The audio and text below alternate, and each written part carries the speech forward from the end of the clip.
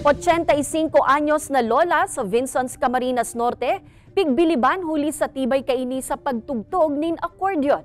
Bistunta siya sa istorya ni Rosie Nieva.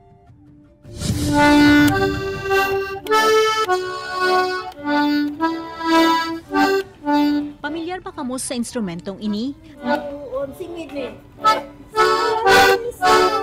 Pamilya ini kan mga back-shaped musical instruments na nagpuon sa Europa, partikularmente sa Germany na inaapod na accordion instrument.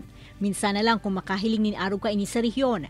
Kaya naman dawa sabihon pang 85 anyos na, may ibubuga pa daa si Lola Adelina na bistado sa Vincent's Camarines Norte huli sa tibay kaini sa pagtugtog kan accordion. Maski nga ni si European Union Ambassador to the Philippines, Locke Veron, napabilib kaini kan minsang nagbisita sa Gabaldon sa laog kan sarong pampublikong eskwelahan sa Banwaan. Aki pa sana, nakanood na subuot sa pagtugtog ni instrumento si Lola Adelina sa tabang kan sa iyang ama. Natugtog ako doon, nakikita ya siguro ang instrumento ay luma at saka ang nagatugtog ay isang matanda. Kaya na-appreciate ya siguro ang isang taong ganito katulad ko. Dating maestra si Lola Adelina, asin pigdaran niya sa iyang pagtugtog ang talento sa pagtugtog ng accordion.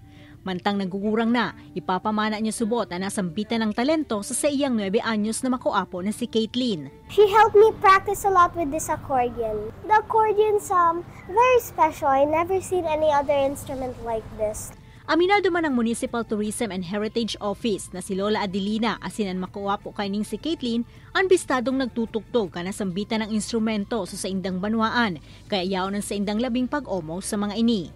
Nagpromesa man si Lola Adelina na hasta sa kaya pa, bukas siyang magpaugma sa mga bisita na nagpapasyar sa indang lugar sa paagikan pagtugtog para sa mga ini. Ini si Rosie Nieva, Balitang Bicolandia.